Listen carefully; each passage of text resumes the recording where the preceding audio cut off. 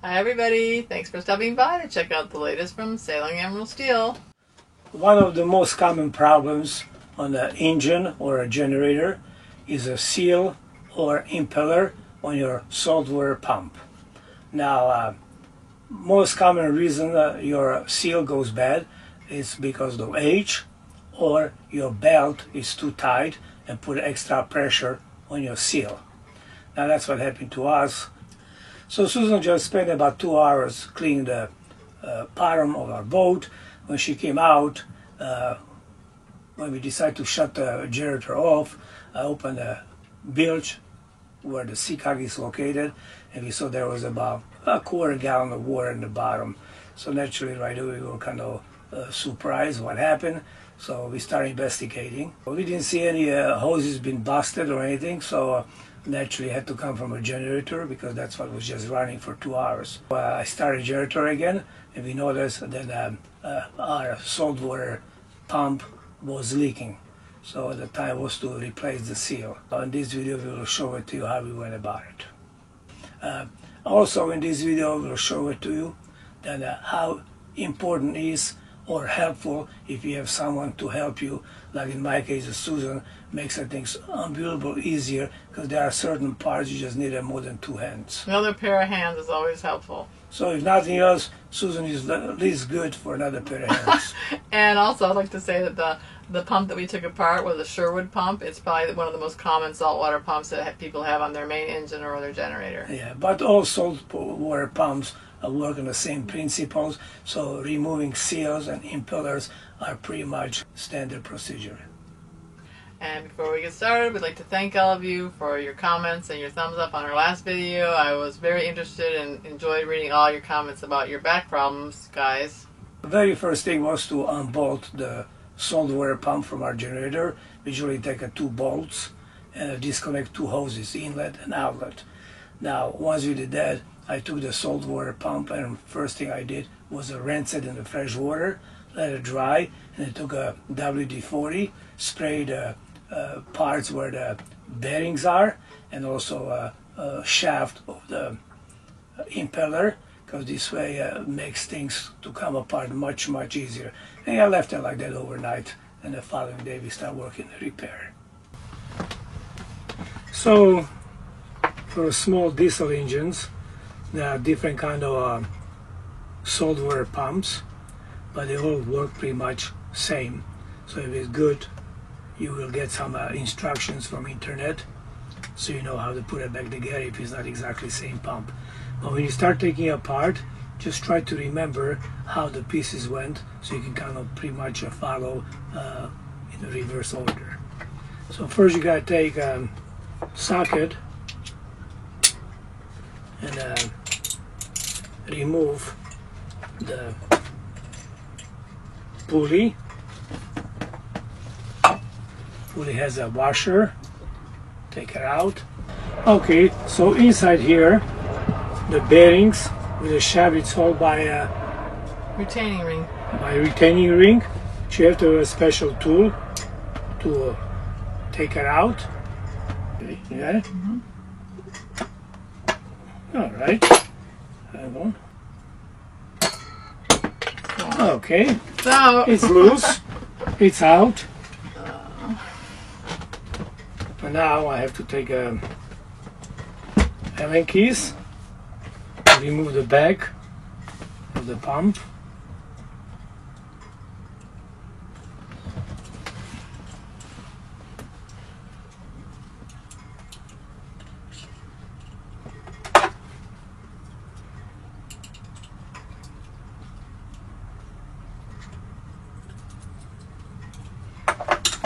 You have to remove the back cover.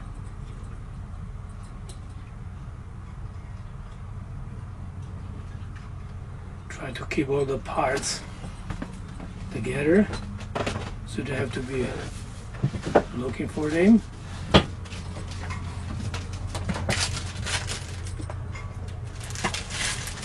You put them in here? Okay. You want me to put them away? You don't lose everything? It's good to put them in one place in a bag so they don't get lost. Alright, now Susie help me out. you have an inside impeller, and to put the impeller out, there is a special tool for impeller pulling. But if you should not have it, you can use that 2 needle nose. Just grab the vein, and very gently. See how it came in? Easy. Don't squeeze too hard because you don't want to break it or anything. Inside is keyway. Keep it. And now you're gonna have to take the shaft out. So it is good to take a piece of hardwood, okay, and gently pound on it. Okay, good. That's enough. Yeah. Good. Okay. The seal is there. Just gently pound it out.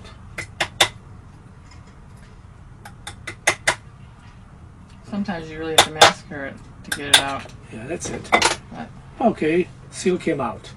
So now you just get a new one, and you install in the reverse order. Okay.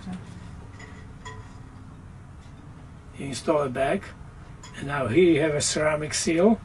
You want to make sure that this seal also ceramic is, which is going to be right on top of it. That's what make a thing actually waterproof. Okay. Can I look at it? Yes. So this rides on top of that? Yes, that's a ceramic seal. Okay. Okay. Awesome. And now put it back into the pump in reverse order. Do it upside down because if you turn around it might just falls out. So you just put it that. And it's important try to push it straight away because if it's kink, she will not want to go in. A little grease.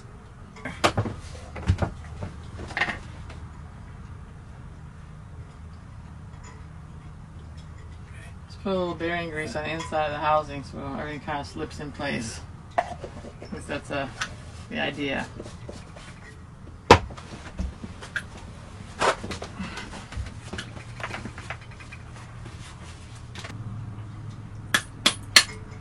No, have it in. You want to put a little grease on that bearing? Or Okay, no.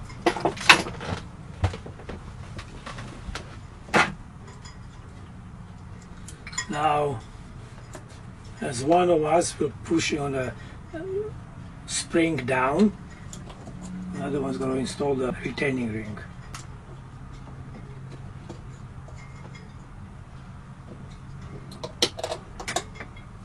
Okay, let go.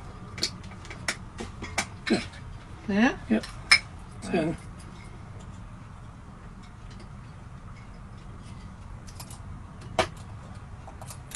all right. This part's in there? Yeah, it's all in. Okay.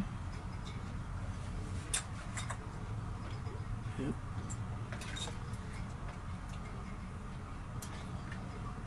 Yeah, it's still there.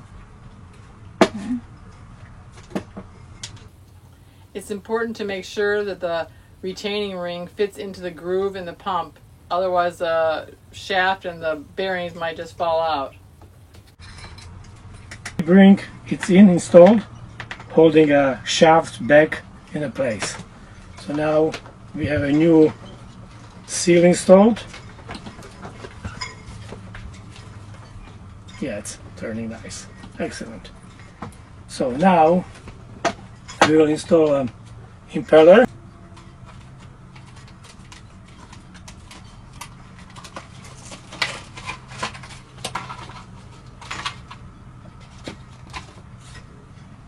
Here you have a half a keyway. You install the keyway first. It's good to take a little grease, put it in around the shaft and also into the keyhole, so it's hold the keyway from falling out. Because otherwise it's a little more difficult. Try to hold it in place while you're working with the impeller.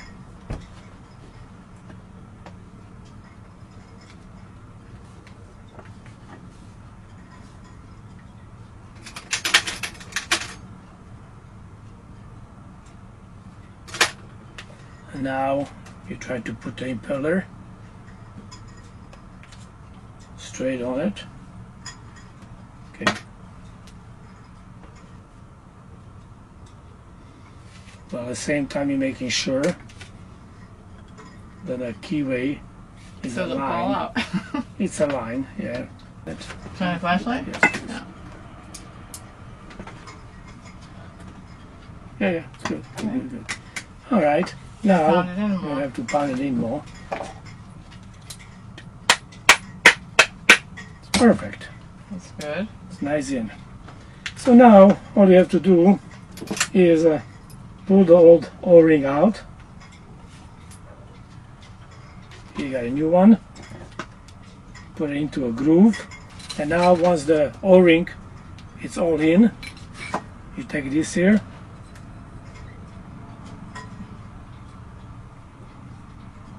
Put it straight down. Here. All right.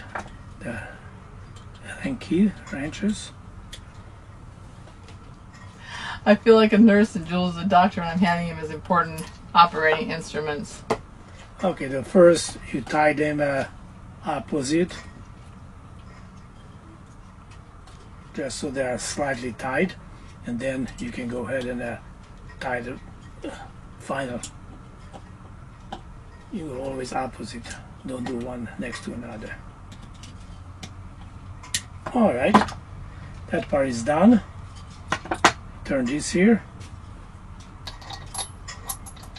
Put a washer here.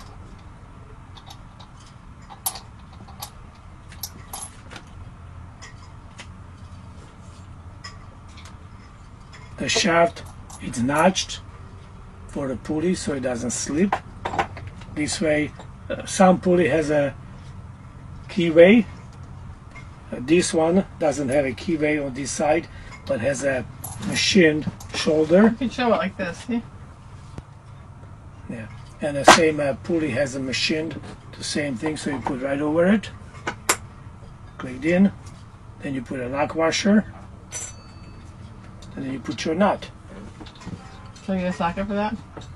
Hmm?